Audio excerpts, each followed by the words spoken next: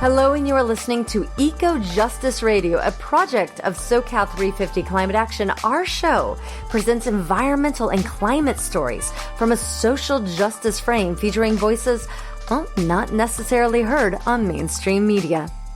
Welcome, I am Jessica Aldridge. On today's show, The Soil Food Web, Healing the World's Ecosystems. Host Carrie Kim will be interviewing Dr. Elaine Ingham, founder and president of the Soil Food Web Incorporated and director of the Soil Food Web School. Dr. Ingham has advanced the knowledge about the soil food web for nearly 4 decades and has been conducting pioneering research and advocacy ever since. Recognized as one of the world's foremost soil biologists, she's passionate about empowering ordinary people to bring the soils in their community back to life. Her soil food web approach has been used to successfully restore and regenerate the ecological functions of soils on 6 continents. The Soil Food Web School's curriculum was designed to be accessible to individuals who wish to train and embark on a meaningful and impactful career that will help ensure the survival of all life.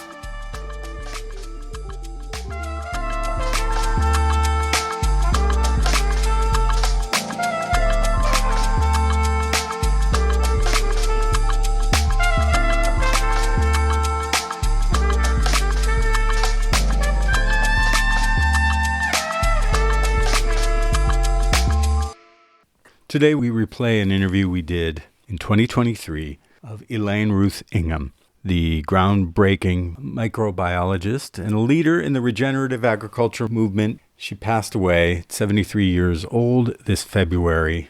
She was known for her soil science research that developed the concept of the soil food web. She championed the critical role of microorganisms in building healthy, sustainable ecosystems. As a researcher, educator, and mentor, her pioneering studies and advocacy empowered farmers, scientists, and environmentalists worldwide to restore and sustain soil health. So we just want you to listen to her in her own words, talking with our co-host, Carrie Kim.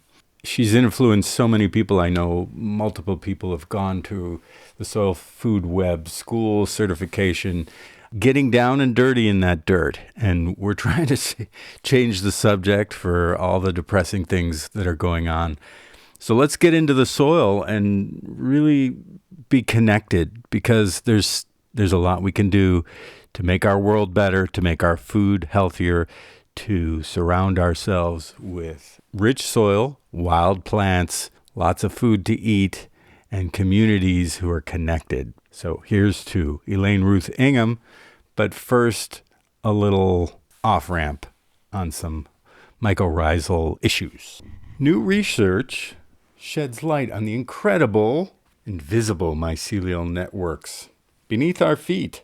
Part of what we're looking at, the soil food web, how they all mix together, where plants and fungi engage in a complex trade of carbon and nutrients using cutting-edge robotic imaging. Scientists have uncovered how mycorrhizal fungi form efficient, dynamic underground supply chains. This groundbreaking study, just released, reveals fascinating behaviors of these networks and their crucial role in carbon sequestration. This is Dr. Loreto Oyarte Galvez and Dr. Corentin Bizot. We start off with the intro from Merlin Sheldrake. Mycorrhizal fungi are extraordinary organisms, receiving billions of tons of carbon from plants which they send down into the soil. They are vital players in the whole planetary ecology, and they're able to solve crazy problems that their lives present them with, but we know so little about how they solve those problems. What's been a real challenge is just how you image these things. Right? They're usually underground, and they grow very slowly. So now we have a system where we have a robot instead of a human being doing the microscopy for us. Within about 3 years now, we've been able to collect as much data as one human being could have collected in 100 years.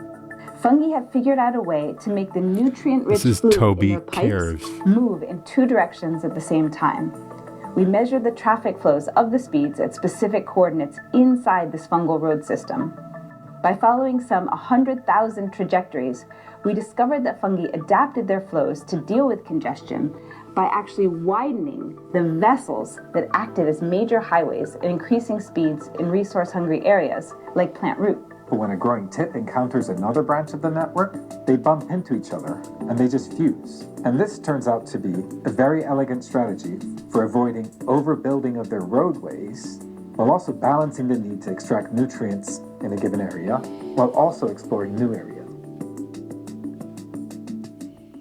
Aloha, this is Carrie Kim. Listeners, mahalo for tuning in today. We have with us Dr. Elaine Ingham, founder of the Soil Food Web School and one of the world's foremost soil biologists, joining us to talk about the soil food web and empowering people to restore soil and microbiology locally and globally. The UN has classified at least 40% of the Earth's land as degraded. That figure is estimated to be somewhere between 1 billion, even up to 6 billion hectares of degraded land. Much, if not most, of this degradation can be attributed to human activity, particularly that of modern agriculture, its impacts and methodology. Land degradation affects the physical health of all life, biodiversity, the nutrient cycling of plants, the quality of our air, water, and food, and our access to them. Dr. Elaine's soil food web approach has successfully been implemented to restore the ecological functions of soils on more than 5 million acres of farmland around the world. And she's here today to share deep insights about how to ensure the continuance of all life, beginning with the regeneration of soils where we live. Many thanks for joining us on the show today, Elaine. Thank you for decades of dedication. Thank you very much for inviting me. I feel honored to be here to answer your questions or chat about things. We owe much to you for your decades of learning and practicing all of the expertise you've garnered over the years. And we first want to thank the Tongva ancestors for their continuing presence, legacy, and stewardship of the area. Our show comes to you from the ancestral lands of the Tongva. And listeners, you know, there are many land acknowledgements happening today, but it's not enough just to acknowledge the land. We actually need to act on behalf of the lands and of the First Nations peoples wherever we live. So may we all continue in that effort. And then starting at the beginning, could you explain to us what is the soil food web? In brief. I mean, I know we could have you here for a week talking about that alone. Absolutely. So basically, the soil food web is these sets of microorganisms that live in the soil, interact daily with plants. And in those interactions, there are 7 different benefits to the plants for having these microorganisms living and growing around their root systems. So the characters in the soil food web are bacteria, and we want to make sure that we're always selecting for beneficial bacteria. So in general, we have to have things in that root system area have to be aerobic. You can't have compacted anaerobic soils because you're not going to be able to grow a plant. They can't get their roots down without those roots being killed. So it's very important to understand that we've got to select for the beneficials. And so with bacteria, we want to make certain that it's aerobic. So we get all of the thousands of species of bacteria that are unique to the biome that we're working in. The second group that we want to understand is fungi. And fungi grow as long threads, and it's some of the most beautiful pictures in the world are of these organisms interacting in the soil, and all this activity and things that they're doing is just amazing to watch. So when you've got a good, healthy soil, there's lots of activity, lots of things going on. It's when you look at your soil using a microscope and it's like, hey, guy, anybody moving in here? Anything happening? Nothing's going on. You might get your first clue that there's something terribly wrong with your soil. And in fact, you don't have soil, you have dirt. And you're not going to grow plants in dirt. Just using Mother Nature's approach. If you've got dirt, you're going to have to use inorganic fertilizers and pesticides and herbicides and all of those very toxic, very expensive materials to try to get your plant to have any kind of production. So we've talked about the bacteria and the fungi. They have very different functions in soil. So they, understanding how these two things interact with your root system is very important. pH is caused by these organisms. The kinds of decomposition is caused by these organisms doing their jobs. Well, you can get too many bacteria and too many fungi. And so you could tie up all your nutrients in those bacteria and fungi, and your plant would be up a creek. So we have to have, all of your nutrients are in the broom closet and we can't get the broom closet open. So what are you going to do? Well, so you die. Well, Mother Nature has a plan for that. She's has protozoa, which are bacterial feeders, almost strictly bacterial feeders. And there are those protozoa that are meant for anaerobic conditions. So there's a really easy way for you to see if your soil is turning into dirt. Because if you've got too many of the anaerobic indicators, you are not going to be growing your crops. You're not going to get the yield you want. You're not going to get the nutrients in your crops. So protozoa, we want to see lots of flagellates and a lot of amoebae. We do not want to be seeing those ciliates. The next group are the nematodes. And there are 4 different kinds of nematodes. There are bacterial feeders that, amazingly enough, they eat bacteria. So they're going to, between the protozoa and the nematodes, they're going to keep the populations of the bacteria and at a stable level, not too much activity, not too little. The next group of nematodes are the fungal feeding nematodes. And of course, they go after the fungi, releasing nutrients from that fungal biomass. And there's the stability for your fungal communities. These nematodes are going to make certain that they don't get to be too great in number, but then they aren't going to be too little in number. We then have predatory nematodes, and those predatory nematodes typically consume the disease-causing nematodes. So they are predators on nematodes, but they are specifically taking out the bad guys, the root feeders. And so those root-feeding nematodes attack your root system whenever the immune system of your plant is inadequate. Well, what is this immune system of the plant?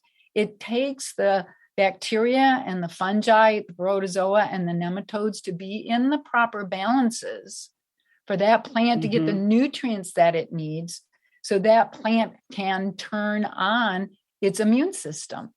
If you don't have these microorganisms in the soil, your plant can't turn on its immune system. And so diseases and pests will attack and consume and get rid of them. And really, when you look at these disease-causing organisms that are killing plants, something's wrong with your soil, because this shouldn't be happening if you've got a good, healthy soil. Mother Nature sends in the diseases and the pests to take care of plants that are not supposed to be there. The nutrient cycling in the soil isn't adequate for them. There's something very different. This plant shouldn't be present. And so the diseases and pests are really meant to take care of the things that aren't supposed to be there. That's how Mother Nature does it. And so when we're looking at the soil, we don't want to see any root-feeding nematodes. We don't want to see any of the protozoa that like anaerobic conditions. We've got to make certain all these characteristics of the soil are what we need to balance nutrient cycling, to get rid of the weeds, to have enough water being retained in the soil, all of these different benefits for the plant. And so as we go from early successional, highly disturbed systems into less disturbed, they've been here longer, they're growing different kinds of crops, that ratio of fungi to bacteria is what controls that shift, that movement through selection, through succession. And so people all have the way always up to forest. Yep, all the way back up to forest. So strictly bacterial, that means you're growing weeds. If you look in your soil and all you see are bacteria, well, your weeds are going to be growing better than anything. So how do you deal with that? You've got to get more fungi into the system. You got to get more protozoa, more nematodes. And so we start to build that fungal community. So now you grow veggies. Now you grow tomatoes. You keep going on a little bit further. You have highly productive grasslands. That's what you want to have: cows and horses and sheep and all of those, grass grazers. We want them to be in that perennial grassland, which is an equal biomass of fungi to bacteria. Yes. Well, I mean, all of this is beneficial for everyone to hear, especially given the water scenarios now. And people are probably going to see a lot more of that because they probably already are starting from a place of not good soil or already are using things like pesticides. So if you could talk a little bit more about compost and the difference between, many people will think that compost is all the same and all organic compost is all the same. They don't understand the difference in quality, or like you're talking about with the populations of fungi and bacteria. And if you could talk about what is biocomplete compost and why is that essential? Yeah, the biocomplete compost is our trademark, basically, that we've found what the minimum levels of bacteria and fungi, protozoa, and nematodes need to be for any plant, no matter where in succession. It has to have these minimal levels of these organisms so that there's at least a prayer that their immune systems will turn on, that the root will get the nutrients it requires, that deep down into the soil, the structures are being built that hold water, so you don't have to water your plants in the middle of a hot, dry summer. So, we're trying to train people how to make compost that will always have above that level. And so one of the most important things is that your compost should never be allowed to go anaerobic. Well, and what do you mean by anaerobic? Well, it smells bad. When you pick up the tarp, when you put your face anywhere close, as you turn that pile to get things mixed around, it smells, like rotten eggs, or it smells like a decomposing carcass that you might have happened across in the woods, Woo! That stink. And there are a number of different organic acids only made under anaerobic conditions. They have sharp smells too. It's just disgusting when you mix all those things together. And so now you're going anaerobic, and you better get that pile turned as rapidly as possible. So we like to give people an understanding of what the percentages of the starting materials need to be. So it's very, very easy for you to make great compost. So we always want to have them start with 10% high nitrogen containing material, because that's party food. That's going to get both your bacteria and your fungi going, and there's going to be having a grand old time in that compost pile. So we need green materials that grow bacteria. So about 30% of the pile should be green material. And the rest of the pile, 60%, should be brown material, wood chips, the leaves that fell off the trees last fall, the residues left from your agricultural fields or your beds, so that those high carbon containing materials, the foods for the fungi, and the foods for the bacteria are the greens, food for the fungi are the browns. And you can see that we always balance it to grow lots of fungi, because what we have almost completely destroyed in our soils are those fungi and the higher level predators. So how can we get the higher level predators into our compost pile? Well, you better have lots of bacteria and better have even more fungi to be able to get what's missing back into your soil. The party part of it is we want to have lots and lots of bacteria growing, lots of different species. We want same thing with the fungi. We want lots of different species of fungi, and we want a lot of biomass. So we get the party started. So another factor that we're using in this thermophilic compost is that we want the temperature to get above the temperature that the disease-causing organisms can tolerate. So if you're above... We're going to stop you right there and take a little break so that we can come back and talk more about thermophilic compost. Okay. Hey listeners, quick break here. We hope that you're enjoying Eco Justice Radio. Stay connected by subscribing on all major podcast apps and visit our website, ecojusticeradio.org, to check out previous shows and guests and get connected with us on social media. Today you are listening to the Soil Food Web, Healing the World's Ecosystems with host Carrie Kim and guest Dr. Elaine Ingham, founder and president of the Soil Food Web Incorporated and director of the Soil Food Web School. Here's a tribute to Dr. Elaine Ingham from Baltic Homesteaders on Instagram. Let's talk about an unsung hero. Last week, the world lost someone most people have never heard of. But if you grow food, her work touches your hands every day. Her name was Dr. Elaine Ingham, and she changed how we understand soil, not as dirt, but as a living community. For generations, we were taught to feed plants nitrogen, phosphorus, potassium, fix a deficiency, add the input, control the outcome. But Elaine asked a different question. What if plants were never meant to be fed directly? What if we're supposed to feed the life in the soil instead? And that life then in turn feeds the plants. She helped to bring the idea of the soil food web into the real world. Bacteria, fungi, protozoa, nematodes, not pests, not background noise, but partners.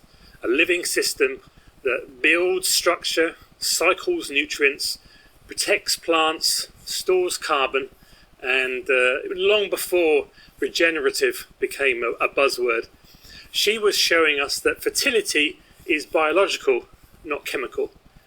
It means healthy soil isn't something that you buy, it's something that you grow with compost, manure, with roots in the ground, with less disturbance, with presence, with observation and with time. So this is a quiet thank you from gardeners, from farmers, and from anyone trying to build living soil. Her name may not be widely known, but her ideas are rooted everywhere. Not only the work that she's done, but actually the way that she shared it. She made it really accessible for people like me who have no soil kind of science background. I was able to digest it and use it, and now actually actively put it in place in our garden systems. And every time we choose to grow soil instead of just crops, her legacy lives on. Thank you, Dr. Elaine Ingham. So Elaine, if you could continue, we'll continue talking about thermophilic compost and why the temperatures are important in thermophilic compost. Because we really want to make certain that we get rid of all of the disease-causing organisms. We get rid of all the weed seeds. We get rid of all of the seeds you don't want. You know, it's tomato is wonderful, right? But not everywhere in my, all of my beds. It's, it's very aggravating to be pulling up little tomato seeds. And you're supposed to be over there in that bed, not in this bed. So we want to deal with all those seeds as well. And so it's a great way to make certain that you're not putting disease-causing organisms back into your beds. If you don't get up to those temperatures, you're very likely to be putting a disease-causing organism into your bed, and it's going to cause problems because there's a point where Mother Nature can't, work her charms when there's just such a massive amount of disease going into a plot. Well, you're going to have a lot of disease and you're not going to be happy with the results. So let's get that, let's knock that down to below a 0 point. When we look at like human pathogens that are often, if you're using high nitrogen material, people often use manures for that. Right. And those manures always come with disease-causing organisms, or it's very, very rare for those organisms, disease organisms like E. coli or Salmonella or Shigella or Pasteurella. They're in the manure. So during that composting process, we have to get the temperature high enough. So we kill all of those guys. They can't tolerate those high temperatures for a very long period. So if we get the temperatures high enough, long enough, we'll be able to deal. We know that it's safe. And if I've made compost that has met all of the time and temperatures, if it starts getting smelly, you can always punch a hole down through your compost, and that lets oxygen in all the way to the bottom. And oxygen is another thing that those disease-causing organisms cannot tolerate either. Their enzymes, anaerobic conditions. Right. They need the anaerobic conditions because their enzymes only work atmospheric conditions where there's very little oxygen. So as soon as you get that oxygen up to normal levels that are in the atmosphere, the anaerobic organisms, the diseases are going to go, now we're going to wait until the right conditions happen. We're going to go back to sleep. And if it gets aerobic for too long at high temperature, you're even going to kill the spores. They're not going to be there either. So, well, it's interesting for people to be able to see actually microbes breathing. I think people don't really know that, yes, they require oxygen as well, that they are aerobic organisms. Yep, absolutely. So it's good to get people to understand all of these specific things that they want to use to combat the problem organisms. Yeah. I think most people don't really know how to troubleshoot things when they're composting. They think it's just some very basic thing to do, but there's much more to the whole art of and science of composting. Could you talk about your feelings between people who are doing, say, cold composting, where they built a Johnson Sioux bioreactor and they're going to leave that compost over here? What do you feel about those kinds of systems versus this thermophilic compost? Do you think it's as beneficial, or what are your thoughts about it? Well, with the Johnson Sioux, for example, you've got to make certain that you do get the temperatures. It doesn't you want it above 131 degrees. They're not going to turn their piles. And so you can get some cases where you have a high concentration of fungi over here, a high concentration of bacteria, a high concentration of something you really don't want in there. But they're going to leave things long enough that quite often the human pathogens will die out, because human pathogens, they need humans in order to grow. So no humans in the pile. If you wait long enough, it will do a job. David Johnson and his wife, Sue, also take that compost that's been sitting there for quite some time, and they put it into a worm bin, or they'll add worms. And as all these organisms go through the digestive system of that earthworm, when they hit that last segment of the earthworm's digestive system, there are just a massive number of really beneficial bacteria and fungi, protozoa, maybe even nematodes in there as well. And when the human pathogens hit that soup of really good guys, all of the good guys go, oh, look at that. Dinner, lunch, tomorrow morning's breakfast, yes. And they take out all of those bad guys. So passage through a earthworm's digestive system or using the thermophilic approach, both of them work just fine. It's when people throw all of their waste material into a big pile over on, and they just ignore it, and it smells bad and it stinks to high heaven. No, don't use that. Honest to goodness, if it's black in color, that's another good way to tell that it went anaerobic, and you could very well have some serious problems with pathogens. So there's no way to reclaim that in any way other than what would you do with that? You would take that material, aerate it out really, really well, let it dry down, because drying will always have a very negative effect on those nasty organisms. Got it. And then you use that as that woody component, the brown component, in your next compost pile. And as it's dried out. After you've done everything you can to deal with it, now let's put it back in where most of those pathogens are gone, maybe not completely, but they're on the low side. And then as you go through that normal composting process, you deal with the last segments, last few individuals of bad guys disappear because of the temperature, the aerobic conditions.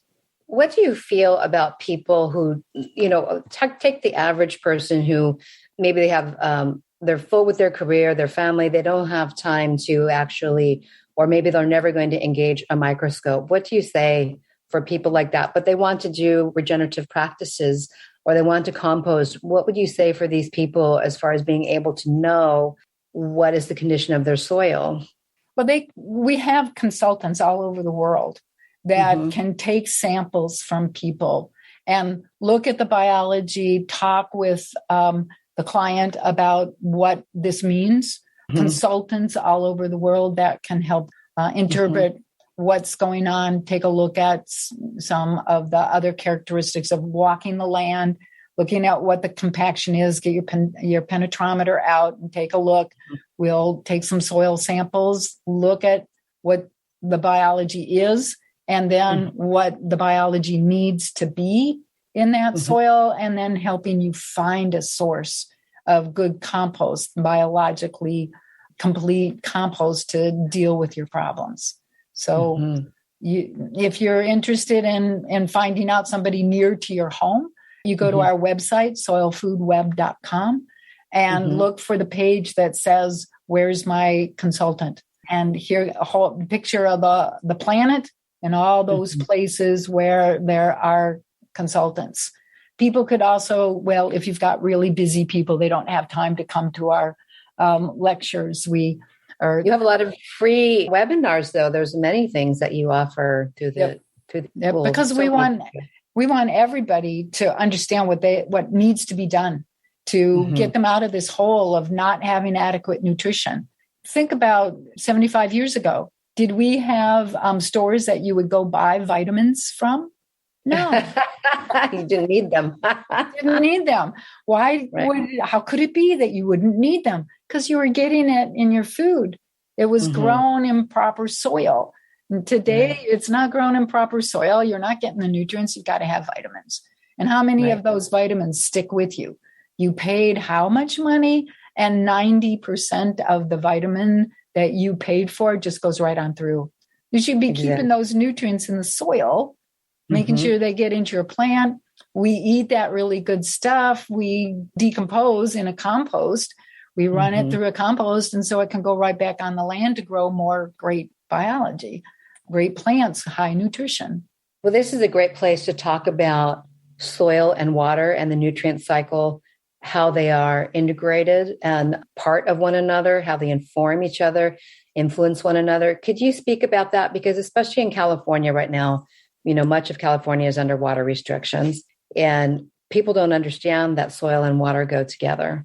Could you talk a bit about that?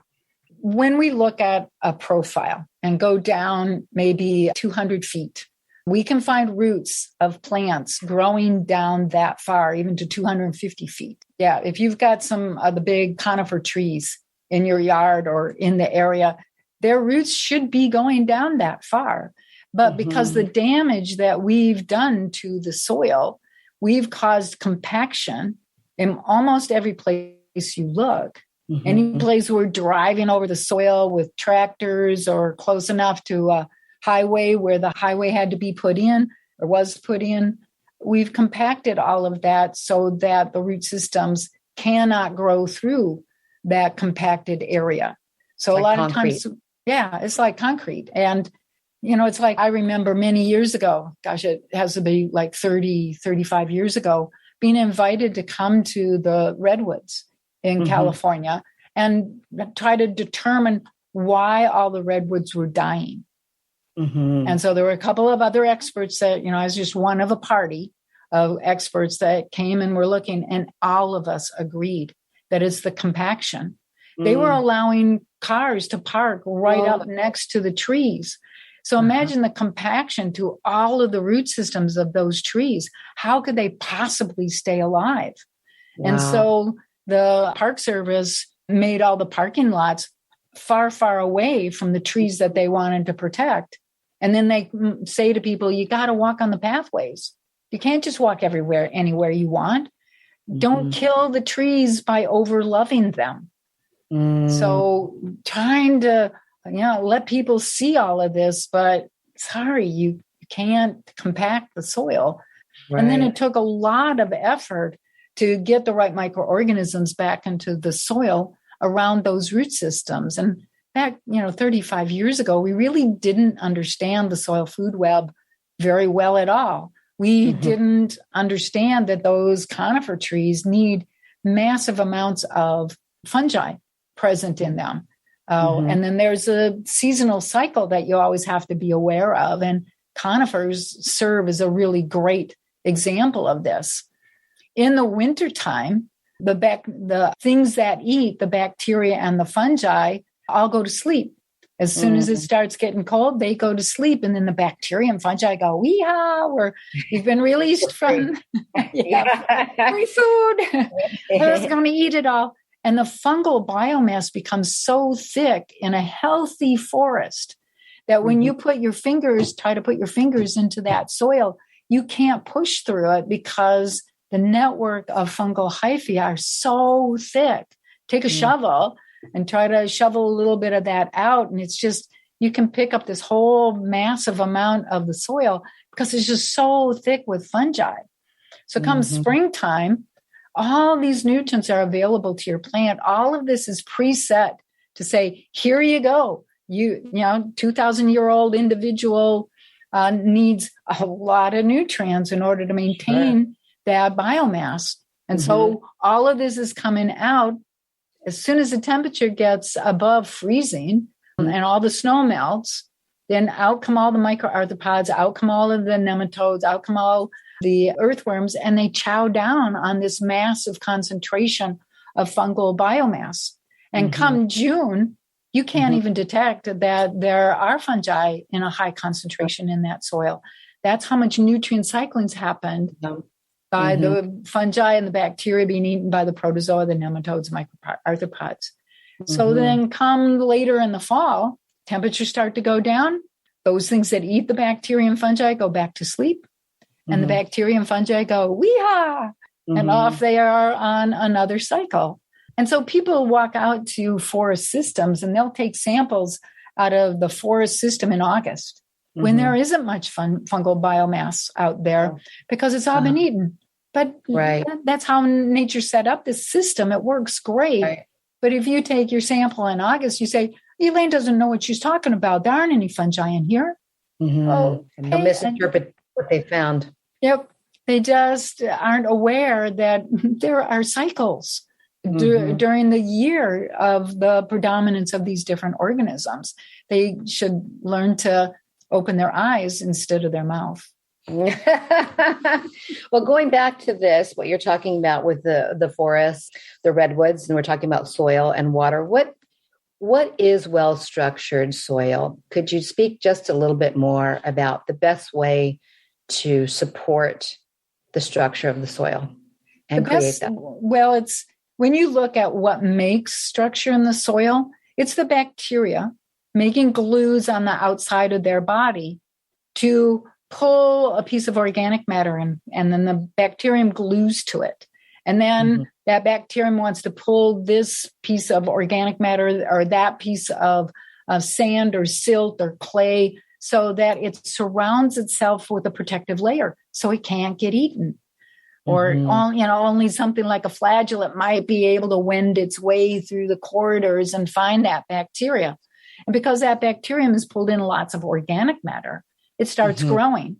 And so you get a colony of bacteria, and then some of them go off looking for new places to form micro aggregates. So we've got to get all of that soil bound into these micro aggregates if we're going to have good structure. If you pull everything in this volume into this volume, think of all the space that's now available for oxygen and water and your root systems and other organisms coming and moving up and down and having a grand old time. It will never go anaerobic. And that means that there's a lot of pores that are being started to being built. When you just have a micrometer size aggregate, it's not enough to hold a lot of water. Most of your water will infiltrate through and out of the system. Okay, so what's the next step that we need? Well, then we need fungi coming along. Fungi grow as these long strands, and they are going to pull this aggregate in, pull that aggregate in, bind it, just like a Christmas present, all bound up with all the ties and bows. So now you have a macro aggregate. And this is where water is going to get held, because as water infiltrates and moves into that macro aggregate, all those little pores, all those little places to retain water are going to be filled halfway full with that water. So the whole process of infiltration slows down. Right. So that, and there's more water being held in the soil. And if there's any toxic materials in that water, there's the bacteria and fungi going, ooh, that looks yummy. Whereas your plant's root is going to go, oh, I don't want to go near that because it's going to kill me. Oh, so we deal with all the pesticides. We deal with the herbicides. We deal with most of the heavy metals are going to be pulled into different holding sites in the soil so that they are not going to be available to your plant for the next 500 years, the next 250 years.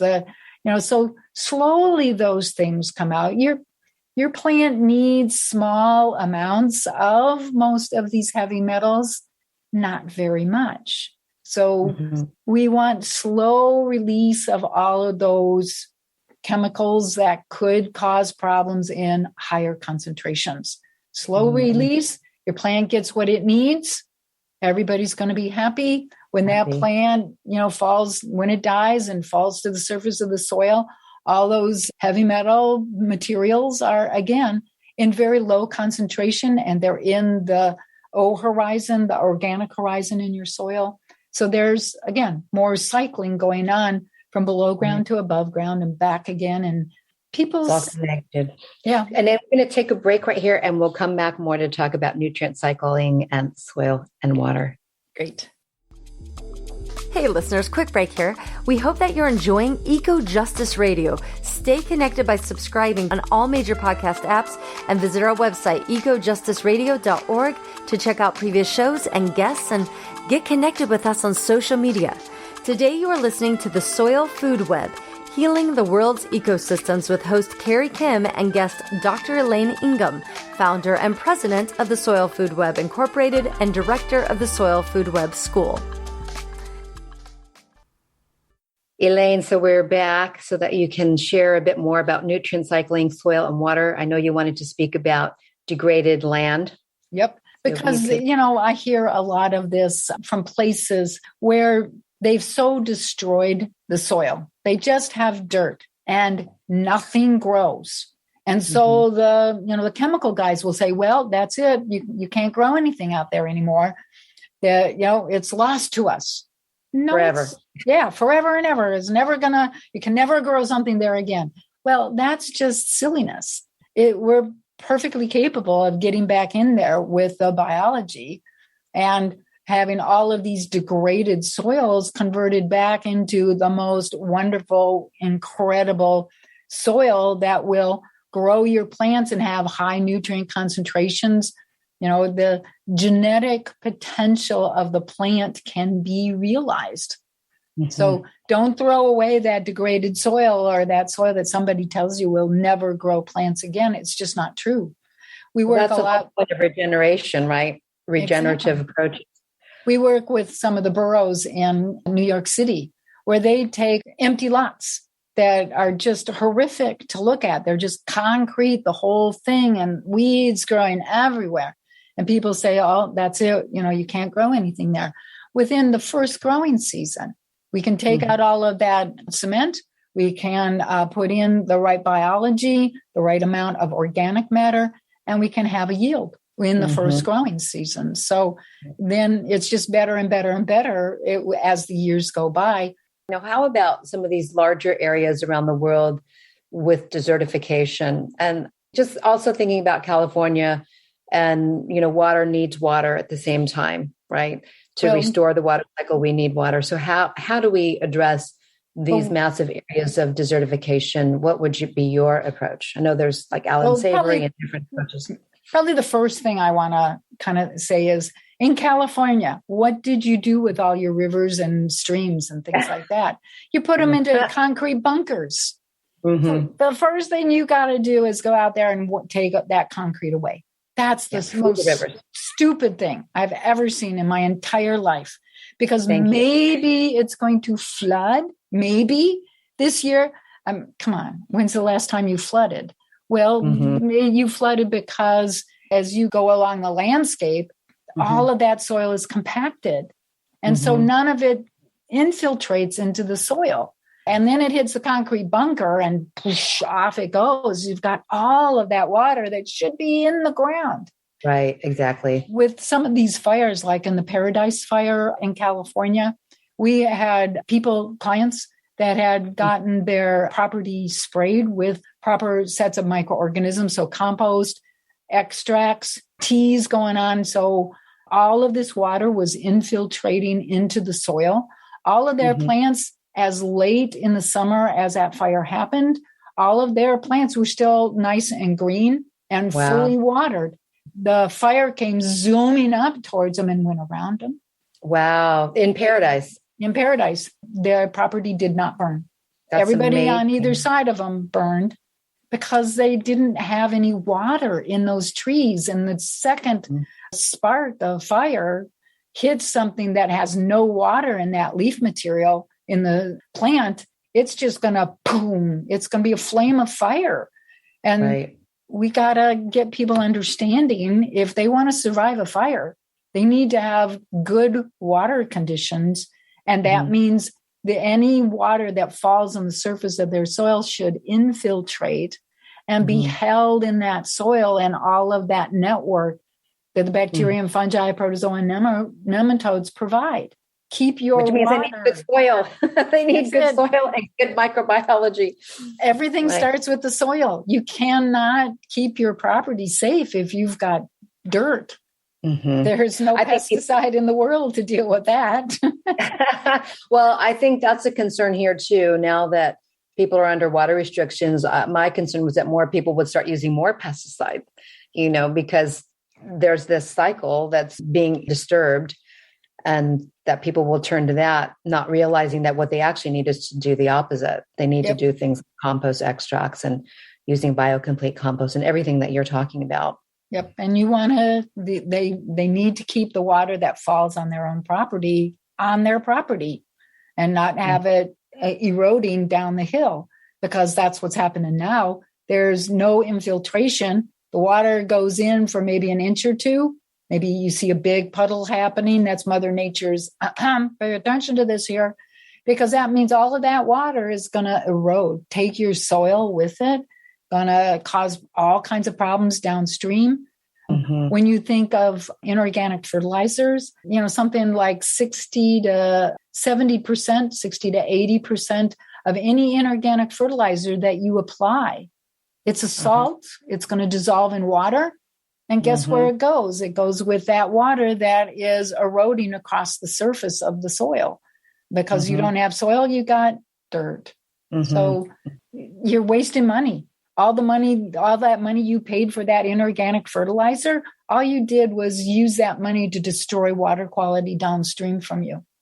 And can you talk about the impact of that salt from the fertilizers too? What happens from the salt? Where that salt pulls apart, when it dissolves in water, the hydrogen from that water molecule combines with the negatively charged part of that inorganic fertilizer. And then the OH combines with the positive part of that inorganic fertilizer. So now that salt is in the water, and that means your plant can't use that drop of water because the charge has been taken up by the inorganic fertilizer. And so if you get too much salt, you're going to kill your plant. Right. And so people who are, put on a little bit of fertilizer, well, that didn't work because the plants didn't grow better. So put on some and then more. They double down. Yeah, they double down. That's the same thing as in all of farming, right? Industrial farming scenario. That's the MO, right? Yep. Just double so down. When you put inorganic fertilizers on or pesticides, you're taking water away from your plant because your plant can't use something that's that high in salt concentration. It'll kill itself. So it won't take it up, but then it has no water, and so it dies. Pay attention to that information that Mother Nature is sending you. Look for those problems on the leaves first. The instant you see that, you've got to go out and get biology and get that back into your system, and then hope that it's still going to rain another time so you can fill up all of those pores with water. And so your plants will get what it needs. Elaine, knowing what you know about soil and microbiology, I would imagine you believe it is possible to restore the world's soil faster than we are destroying it. Yep. But one of the big factors is we've got to stop using inorganic fertilizers and pesticides. And so I feel really happy that the cost of inorganic fertilizers is just skyrocketing. I think that's a blessing. It should be. Yeah. And pesticides too. You can't even find the pesticides to buy them anymore. So yay, get out there and use the biological approach because it's easy. If you can't make your own compost, convince your neighbor to make that compost. You'll donate all of the organic material. Yep, you're gonna take my grass that I just mowed and put it into the compost pile. And here's this high nitrogen containing material. I've got some bean sprouts. I've got whatever. Have your neighbor do it that's interested in building a compost pile. So we have little neighborhood networks. Master gardeners would be another really good place to go and insist that we're not going to use any of those toxic chemicals. We're going to only use biology. And starting to have community compost. Yep. Neighborhood composting. And I think, as you said, it's a great blessing. People are turning more towards regenerative and, like you said, biological, just nature's approaches to manage. I know that relate to their lands. But go get a 50-pound bag, a 10-pound bag, whatever you need, and make an extract out of it. If you want to extend your compost a little bit longer, you make a compost tea where you actually add food to your compost extract, and you increase the number of organisms because they're growing in that well-aerated brewer, so that you can increase the amount of compost tea that you make and apply out on your soil, to your foliage, to prevent diseases. And so you do it on the soil as well. Yep. You use a compost tea sometimes on soil as well. Could you talk about what foods you would add to the tea?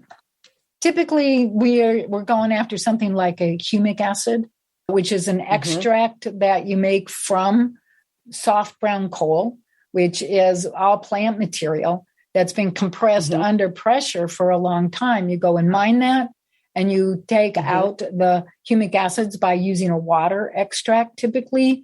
And now you can apply those complex fungal foods to your soils if you're just trying to get your fungi to grow, or if you want to grow the organisms in a compost tea, for example, then you add the humic acid there.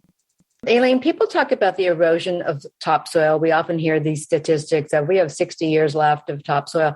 But do you think, I wonder why it is that we do not hear about the corresponding loss of microbiology? Why do you think that has been so overlooked? I don't quite comprehend why it's such a difficult thing for people to get, because when we talk with folks one-on-one, they start understanding right away. And everyone always says, this is amazing. Why wasn't I taught this sooner? This is, it's criminal that we've been buying all these things that are destroying our planet. Why didn't somebody say something? Well, look at how the United States is structured. Who's got the power? Who's making the most money? Think about how much money Monsanto made in a single quarter, $5 billion in a single quarter. Right. And they've got clout to suppress a lot of this. At the universities, And, I taught at university, at Oregon State University for 15 years or something like that. And the university, when it came to an issue that Monsanto did not want me to talk about this to anybody. And so they went to the university and said, that $75 million we give you every year as a donation to spend on whatever, that's not going to happen anymore if you don't get rid of her. And so what was the university, I'm sure the bureaucrats over there, and I can't really blame them, they would go, Elaine Ingham only brings $2 million max into the university on an annual basis, and Monsanto brings us $75 million. Well, how long did it take for them to make the decision? Microsecond, right? A nanosecond, because there's just no way to compete with that unless you've got the ethics to say, we're not going to let a company like that drive the university. Well, the university is supposed to be paid for by the people, but the people aren't the people who have clout and decide what the university is going to be focusing on for the next however long. It's the companies like Monsanto. Well, so it's, until Monsanto ran into a person who stuck with the course of action, and they brought Monsanto to its knees by having a doctor say the only way this person can have this cancer is if they've been breathing in glyphosate. Exactly. And finally put Monsanto down. It was bought by Bayer, but right. Yeah. So it continues. It's in a different form. Right. But I think, the thing is that it is a bottom up movement, right? Regeneration, and it is growing and exponentially. So as the more and more people like yourself and all of the people who are studying with you, anyone connected with the regenerative movement, we have to just keep expanding and letting more and more people know about this. If people see just a simple thing like a video of what's in healthy soil versus inert dirt, that alone tells volumes, speaks volume about life in the soil and nothing growing and alive in dirt. So come join our classes and get to see all of this and how you can easily make something out of your waste materials. There's no such thing as a waste material. It's all food for somebody else. Make sure you're picking up the right food to grow these organisms, and you can divest yourself of the requirement to buy all these toxic chemicals, and very expensive toxic chemicals too. Yeah, it's all for our own health, and it's all related. Elaine, you are such a wealth of knowledge, and we really all owe a debt to you for having taken up the study of microbiology when it was not something that was encouraged, when it was actually discouraged, when you began. So you really have been an incredible pioneer and visionary in the field and have led so many people down this path of restoring microbiology to the soil and regeneration. So could you tell us a bit of how listeners can connect with you? You've been talking about how they can connect with Soil Food Web consultants to test their own soils and learn more. If you could give a little bit of the contact info again for the Soil Food Web School. Yep. It's www.soilfoodweb.com is our website. And then if you have questions, for example, like what if you can't find the page with the consultants on it? info@soilfoodweb.com. You kind of get the drift. My email address is eri@soilfoodweb.com. If you want to get a hold of somebody, it's probably better to go to info@soilfoodweb.com because my email I'm sure your email box is full all the time. All the time. Thank you very much. We will be successful if we've got folks like you that are out there spreading this information to everybody. Can't do it by myself. Yeah, all hands on deck, definitely. Hey, listeners, if you want to check out the extended recording of the show, go to wherever you stream your podcasts or our website, ecojusticeradio.org. Thank you to our guest, Dr. Elaine Ingham, and thank you to our listeners for joining us. This has been the Soil Food Web. healing the world's ecosystems. Please connect with us on social media at EcoJustice Radio, SoCal 350, and Adventures in Waste. If you like what you heard and you want others to be informed, you know what to do. Subscribe to our podcast and share the episodes.